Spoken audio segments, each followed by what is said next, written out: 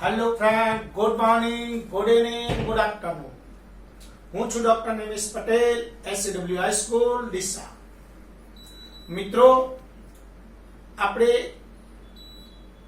પહેલું ચેપ્ટર રસાયણ વિજ્ઞાનનું સ્ટાર્ટ કરી દીધું છે. રસાયણ વિજ્ઞાનની પાયાની સંકલ્પનાઓ, સમ બેઝિક કોન્સેપ્ટ ઓફ કેમિસ્ટ્રી. મિત્રો, ખૂબ મજાનું ચેપ્ટર છે, મસ્તીથી ભણવાનું છે. તમને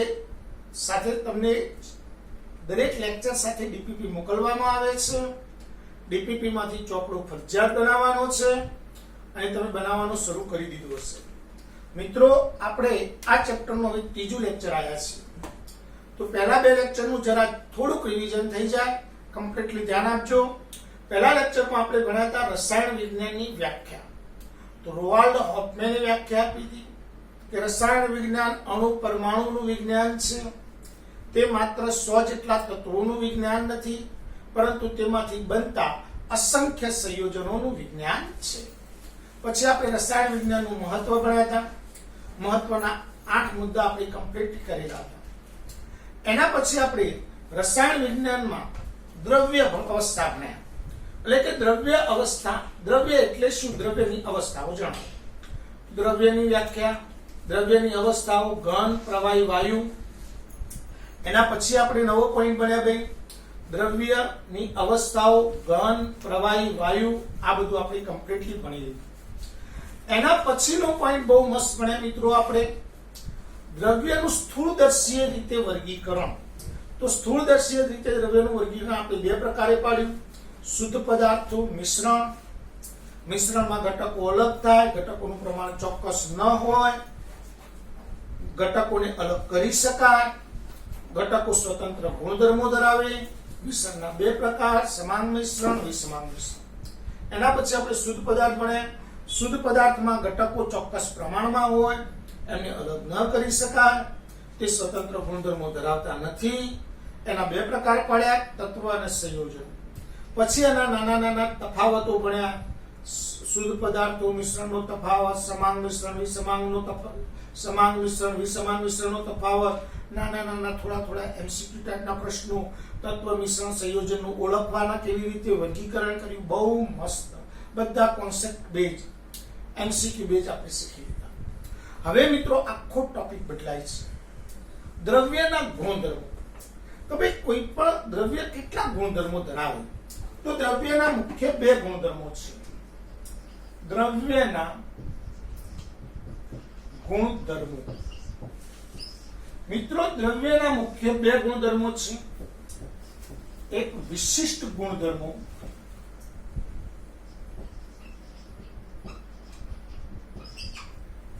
અને બે જથ્થાત્મક ગુણધર્મો.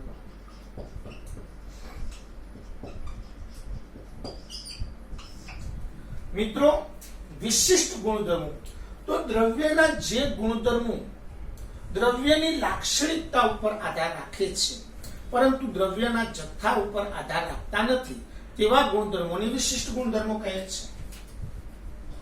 દ્રવ્યના જે ગુણધર્મો દ્રવ્યની લાક્ષણિકતા પર આધાર રાખે છે,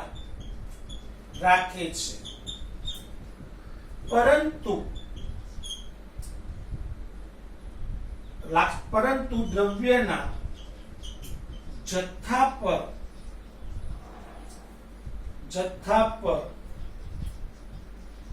આધાર રાખતા નથી, તેવા ગુણધર્મોને વિશિષ્ટ ગુણધર્મો કહે છે. દ્રવ્યના જે ગુણધર્મો દ્રવ્યની લાક્ષણિકતા ઉપર આધાર રાખે છે, પરંતુ દ્રવ્યના જથ્થા ઉપર આધાર રાખતા નથી, તેવા ગુણધર્મોને વિશિષ્ટ ગુણધર્મો કહે છે. મિત્રો, આપણે એનસીઈઆરટી ની બુકમાં વિશિષ્ટ ગુણધર્મોના બે પ્રકાર પાડ્યા. એટલે આપણને આ વ્યાખ્યા આપી નથી, પણ એને બે પ્રકારોની વ્યાખ્યા આપી. તો એના બે પ્રકાર છે. એક ભૌતિક ગુણધર્મો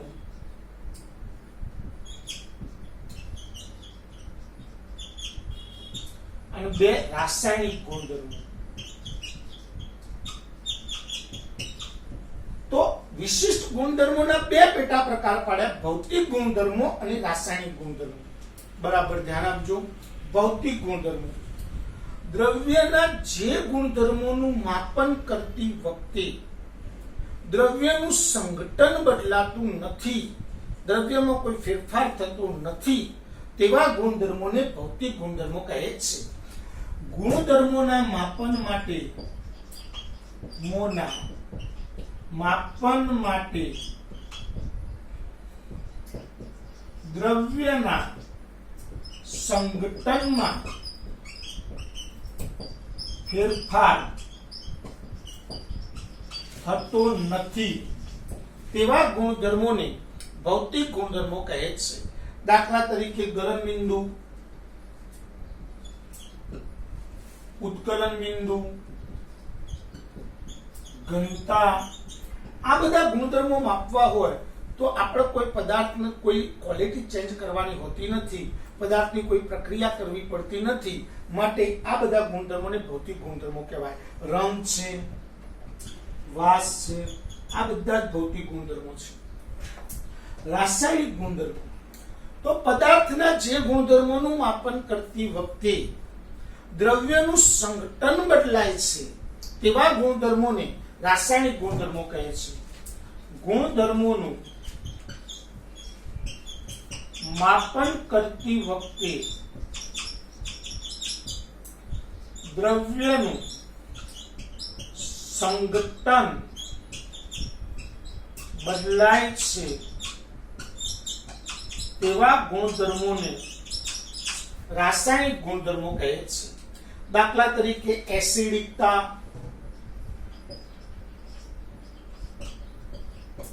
બેઝિકતા,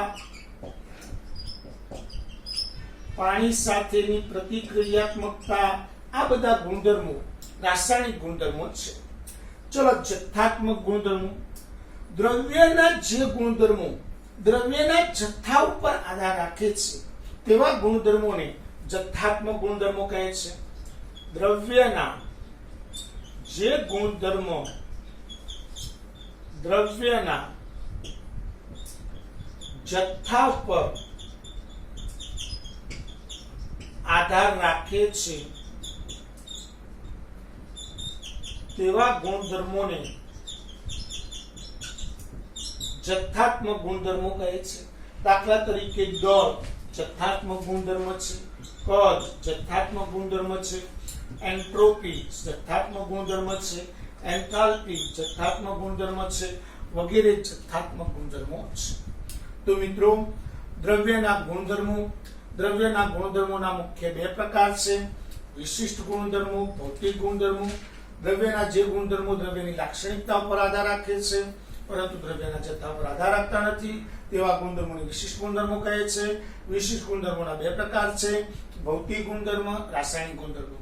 જે ગુણધર્મના માપન દરમિયાન દ્રવ્યની સંઘટનમાં ફેરફાર થતો ન હોય, તેવા ગુણધર્મોને ભૌતિક ગુણધર્મો કહેવાય. ભૌતિક ગુણધર્મના ઉદાહરણ ગલન બિંદુ, ઉત્કલન બિંદુ, ઘનતા, રંગ, વાસ. એના પછી રાસાયણિક ગુણધર્મો, જે ગુણધર્મોનું માપન કરી એકતી વખતે દ્રવ્યનું સંગઠન બદલાય, તેવા ગુણધર્મોને રાસાયણિક ગુણધર્મો કહેવાય. એસિડિકતા, બેઝિકતા, પાણી સાથેની પ્રતિક્રિયાત્મકતા વગેરે રાસાયણિક ગુણધર્મો છે. જથ્થાત્મક ગુણધર્મો દ્રવ્યના જે ગુણધર્મો દ્રવ્યના જથ્થા પર આધાર રાખે છે, તેવા ગુણધર્મોને જથ્થાત્મક ગુણધર્મો કહે છે. દળ, કદ, એન્ટ્રોપી, એન્થાલ્પી વગેરે જથ્થાત્મક ગુણધર્મો છે. તો મિત્રો આપણે દ્રવ્ય પદાર્થના ગુણધર્મોની ચર્ચા કરી લીધી. હવે આપણે એક આખો નવો ટોપિક ભણવાનો છે. બધા હવે ટોપિક કોન્સેપ્ટેબલ ટોપિક આવશે મિત્રો. હવે આપણે એકમ પદ્ધતિ ભણવાની છે, માપન પદ્ધતિ ભણવાની છે. મજા આવશે. થોડુંક ધ્યાન આપજો. તો હવે ભણીએ એકમ પદ્ધતિ.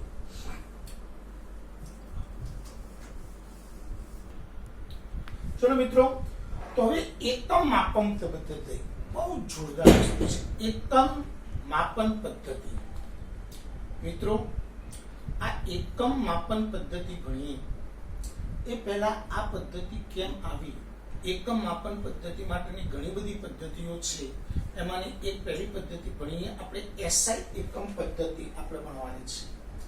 એસઆઈ એકમ પદ્ધતિ મિત્રો, એસઆઈ એકમ પદ્ધતિનું પૂરું નામ છે લે સિસ્ટમ ઇન્ટરનેશનલ એકમ પદ્ધતિ, લે સિસ્ટમ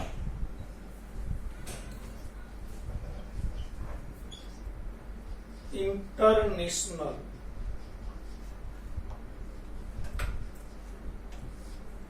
પદ્ધતિ. મિત્રો, આ એકમ પદ્ધતિઓ કેમ લાવવી પડી? જબરજસ્ત કોન્સેપ્ટ છે, જરા ધ્યાન આપજો. એકમ પદ્ધતિઓ કેમ લાવવી પડી?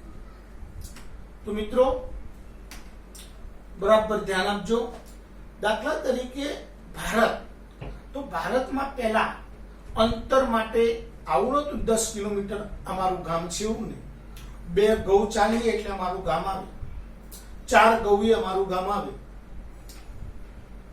લંડન વાળા કે અમે 4 ફલ્લાંગ ચાલીએ, 2 પાઉન્ડ ચાલીએ. એટલે તમે પાઉન્ડ, ફલ્લાંગ, ફૂટ, આપણે અહીંયા ગૌ, 2 ગૌ, 3 ગૌ.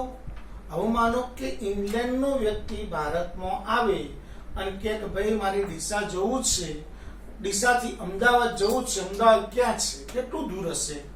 તો પેલો કે 5 ગૌ છે ભાઈ. એટલે આ તારી પેલાનું મગજ સટકી જાય. એટલે બધા વૈજ્ઞાનિકો, જુદા જુદા દેશોના વૈજ્ઞાનિકો ભેગા થયા અને એમને બધા જ દેશોમાં, વિશ્વના બધા જ દેશોમાં એક સરખી એકમ પદ્ધતિ અસ્તિત્વમાં આવે એ માટે એક કોન્ફરન્સ ઊભી કરી. આ કોન્ફરન્સને CGPM, conference general point eight major નામ તરીકે ઓળખાય.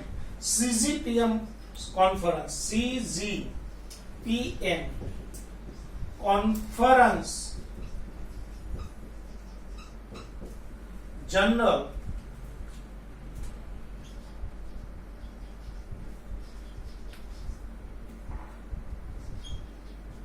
Point eight major.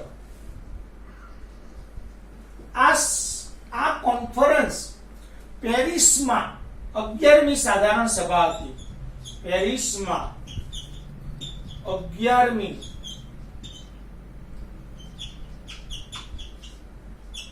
સાધારણ સભામાં એક એકમ પદ્ધતિ ચોક્કસ કરવામાં આવી. આ એકમ પદ્ધતિમાં મૂળભૂત પાયાના 7 એકમો નક્કી કર્યા. મૂળભૂત 7 રાશિ નક્કી કરી અને એના 7 એકમો નક્કી કર્યા. તો એસઆઈ એકમ પદ્ધતિની મૂળભૂત 7 રાશિ છે. મૂળભૂત રાશિ. તો એસઆઈ એકમ પદ્ધતિની મૂળભૂત 7 રાશિ, એને યાદ રાખવા માટે આપણે ટેકનિક વાપરીએ. લમ વસતા પવિત્ર. લમ વસતા પવિત્ર. લમ વસતા પવિત્ર. બરાબર ધ્યાન આપજો મિત્રો. ભમો મૂળભૂત 7 ભૌતિક રાશિઓ કઈ કઈ? તો લમ વસતા પવિત્ર. લમ એટલે લંબાઈ, વ એટલે વજન એટલે કે દળ, સ સમય, તા તાપમાન, પ પદાર્થનો જથ્થો,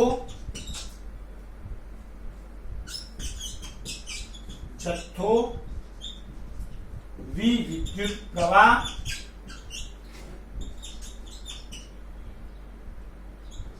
પ્રકાશની તીવ્રતા અથવા જ્યોતની તીવ્રતા,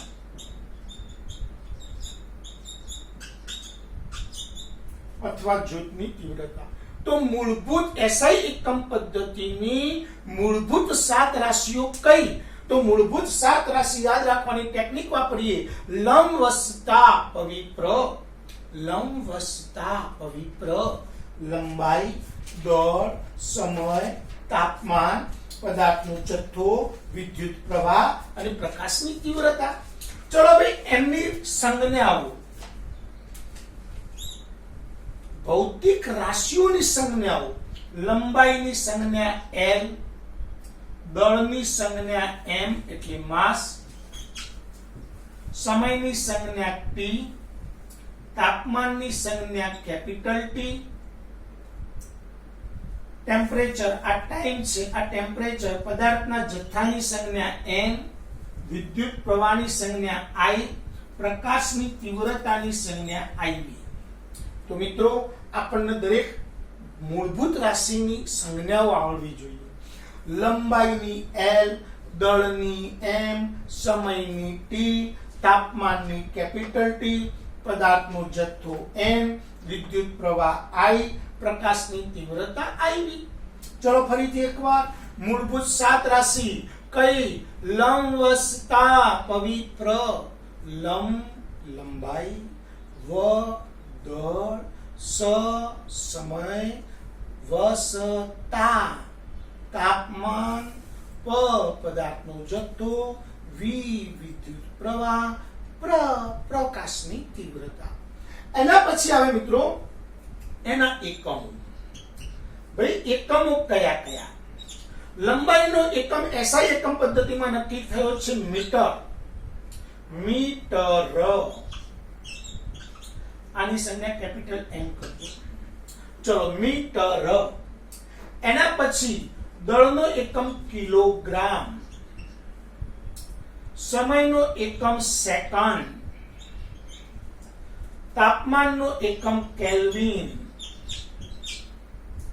પદાર્થના જથ્થાનો એકમ મોલ, વિદ્યુત પ્રવાહનો એકમ એમ્પિયર અને પ્રકાશની તીવ્રતાનો એકમ કેન્ડેલા. તો મિત્રો દરેક એકમ આપણા મગજમાં ક્લિયર હોય. દરેક ધ્યાન આપજો. લંબાઈનો એકમ મીટર, દળનો એકમ કિલોગ્રામ, સમયનો એકમ સેકન્ડ, તાપમાનનો એકમ કેલ્વિન, પદાર્થના જથ્થાનો એકમ મોલ, વિદ્યુત પ્રવાહનો એકમ એમ્પિયર અને પ્રકાશની તીવ્રતાનો એકમ કેન્ડેલા. હવે આ એકમોની સંજ્ઞા, પાછી એકમોની સંજ્ઞા, મીટરની સંજ્ઞા સ્મોલ m, કિલોગ્રામની સંજ્ઞા kg, સેકન્ડની સંજ્ઞા s, કેલ્વિનની સંજ્ઞા k, મોલની સંજ્ઞા mol, એમ્પિયરની સંજ્ઞા a અને કેન્ડેલાની સંજ્ઞા c. તો મિત્રો આમાંથી લોટ ઓફ MCQ બને છે. તમને આવું કે પદાર્થના જથ્થાના એકમની સંજ્ઞા લખો. તો પદાર્થના જથ્થાના એકમની સંજ્ઞા n નહીં પણ મોલ છે, MOL. પણ કે પદાર્થના જથ્થાની સંજ્ઞા લખો તો પદાર્થના જથ્થાની સંજ્ઞા m. વિદ્યુત પ્રવાહની સંજ્ઞા લખો તો વિદ્યુત પ્રવાહની સંજ્ઞા I. વિદ્યુત પ્રવાહના એકમની સંજ્ઞા લખો, વિદ્યુત પ્રવાહનો એકમ એમ્પિયર અને એમ્પિયરની સંજ્ઞા E. કેન્ડેલા કોનો એકમ છે? તો કેન્ડેલા જ્યોતની તીવ્રતાનો એકમ છે. કેન્ડેલાની સંજ્ઞા શું છે? તો કેસીડી છે. મિત્રો આ બધા મૂળભૂત રાશિઓના એકમોની વ્યાખ્યાઓ, એની સંજ્ઞાઓ આપણે ડિટેલ ભણવાની છે. પણ પહેલા આ કોઠો આપણા મગજમાં પરફેક્ટ સેટ થવો જોઈએ.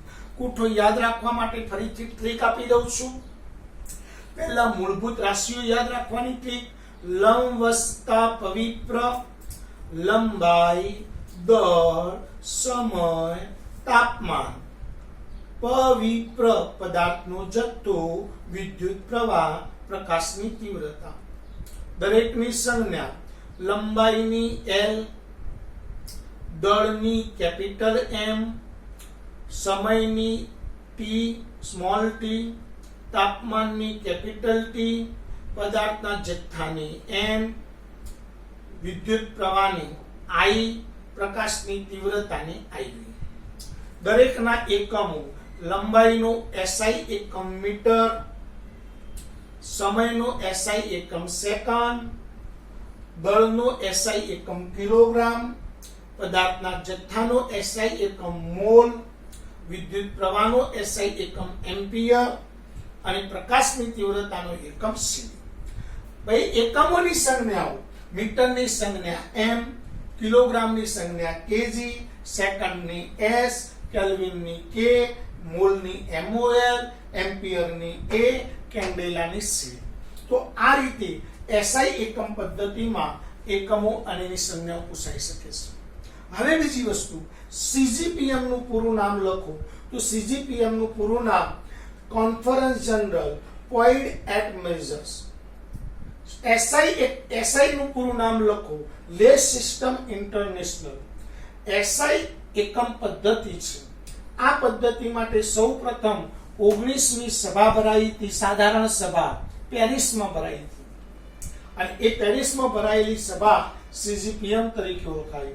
અને એ સભામાં એસઆઈ એકમ પદ્ધતિ રજૂ કરવામાં આવી. એની મૂળભૂત 7 રાશિઓ નક્કી કરી, મૂળભૂત 7 રાશિઓની સંજ્ઞાઓ નક્કી કરી, એના એકમો નક્કી કર્યા અને એકમોની સંજ્ઞાઓ નક્કી કરી. અને આ સંજ્ઞાઓ આપણને પરફેક્ટલી આવડવી જોઈએ. હવે આ એકમો ની વ્યાખ્યાઓ શું? તો મીટર કને કહેવું, એમને શું નક્કી કર્યું તો મીટર કને કહેવાય? તો હવે આપણે મૂળભૂત રાશિઓ ના એકમોની વ્યાખ્યાઓ વિશે આગળ ચર્ચા કરીએ.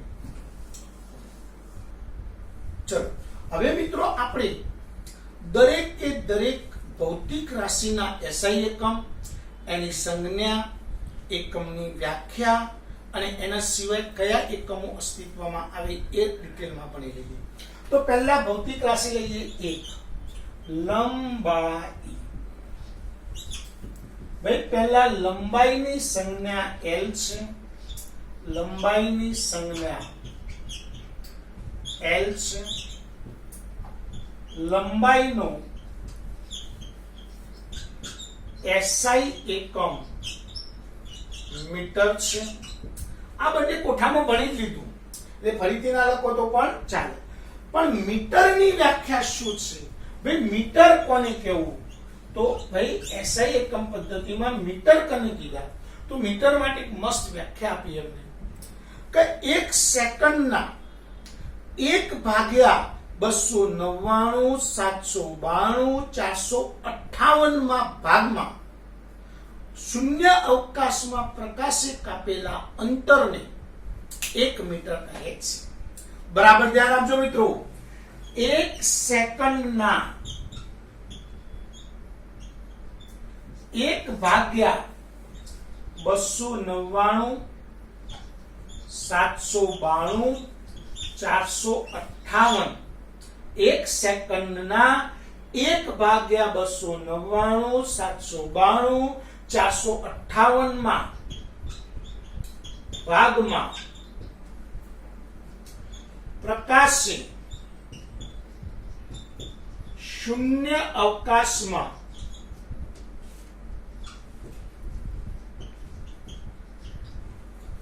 કાપેલા અંતરને મીટર કહે છે. મિત્રો ફરીથી એકવાર 1 સેકન્ડના 1 ભાગ્યા 299 792 458 માં ભાગના સમયગાળામાં પ્રકાશને શૂન્ય અવકાશમાં કાપેલા અંતરને મીટર કહે છે. તો મીટર કેટલા સેકન્ડમાં શૂન્ય અવકાશમાં કાપેલું અંતર છે? તો 1 ભાગ્યા 299 792 458 સેકન્ડમાં કાપેલું અંતર, શૂન્ય અવકાશમાં પ્રકાશે કાપેલું અંતર એટલે 1 મીટર. તો યાદ રાખજો 1 મીટર એટલે કેટલા સેકન્ડમાં શૂન્ય અવકાશમાં પ્રકાશે કાપેલું અંતર છે? તો 1 ભાગ્યા 299 792 458. આવડી જાય કે ના આવડી જાય? હવે આવો છે બીજો એકમ છે કિલોગ્રામ. દળ વિશે કેટલા ક્લિયર કરી લઈએ આપણે. ચલો મિત્રો આ જ રીતે સેમ દળ. તો દળનો એસઆઈ એકમ કિલોગ્રામ છે. દળનો એસઆઈ એકમ કયો છે મિત્રો? કિલોગ્રામ. હવે આ કિલોગ્રામની વ્યાખ્યા શું? કિલોગ્રામ કોને કહેવાય? તો 1 કિલોગ્રામ ના આંતરરાષ્ટ્રીય આદિરૂપ જેટલા દળને 1 કિલોગ્રામ કહે છે. 1 કિલોગ્રામના આંતરરાષ્ટ્રીય આદિરૂપ જેટલા દળને 1 કિલોગ્રામ કહે છે. મારું બેટું સાહેબ 1 કિલોગ્રામના આંતરરાષ્ટ્રીય આદિરૂપ શું હોય? તમે શું ધંધા મળ્યા? સમજવાનું મિત્રો, બહુ જોરદાર વસ્તુ છે. બે આંતરરાષ્ટ્રીય રીતે પ્લેટિનમ અને ઇરેડિયમ માંથી મિશ્ર ધાતુ, પ્લેટિનમ અને ઇરેડિયમની મિશ્ર ધાતુ પીટી અને આઈઆર, આ બેની મિશ્ર ધાતુમાંથી એક ટુકડો તૈયાર કર્યો છે અને એ ટુકડાનું દળ એટલે આદિરૂપ કહેવાય. શું કહેવાય? આંતરરાષ્ટ્રીય આદિરૂપ દળ. એક ટુકડો જે નક્કી કર્યો છે બધા વૈજ્ઞાનિકો ભેગા થઈને, એ દળ જેટલું દળ એટલે 1 કિલોગ્રામ. વ્યાખ્યા બહુ મસ્ત છે. 1 કિલોગ્રામના આંતરરાષ્ટ્રીય આદિરૂપ જેટલા દળને 1 કિલોગ્રામ કહે છે. પણ એ આદિરૂપ એ શું છે? તો આંતરરાષ્ટ્રીય આદિરૂપ શું છે? તો ભાઈ પ્લેટિનમ અને ઇરેડિયમની મિશ્ર ધાતુમાંથી બનાવેલો એક ટુકડો છે. આ બંને ધાતુઓ ખૂબ નિષ્ક્રિય છે, એના ઉપર હવા પાણીની કોઈ અસર થતી નથી. એટલા માટે આ જથ્થો ફિક્સ એક નક્કી કર્યો છે અને આને 1 કિલોગ્રામ કહેવું. તો એના જેટલું જે પણ દળ છે બધું શું કહેવાય? 1 કિલોગ્રામ. તો આ રીતે કિલોગ્રામની વ્યાખ્યા આવી છે. તો મિત્રો, આપણે ભૌતિક રાશિમાં 2 પોઈન્ટ ભણ્યા. એક લંબાઈનું એસઆઈ એકમ મીટર, મીટરની વ્યાખ્યા ભણ્યા. દળનું એસઆઈ કિલોગ્રામ, કિલોગ્રામની વ્યાખ્યા ભણ્યા. એમ દરેકે દરેક એકમની આપણે વ્યાખ્યા ભણીશું અને મસ્ત તૈયાર પણ કરીશું. મિત્રો, કાલે મારે આટલા સુધીનું કમ્પ્લીટ તમારા ચોપડામાં લખાઈ જવું જોઈએ. આની ડીપીપી હું આજે તમને મોકલી દઈશ મારા લેક્ચર સાથે. જય હિન્દ, જય ભારત. થોડી વ્યવસ્થિત તૈયારી કરજો.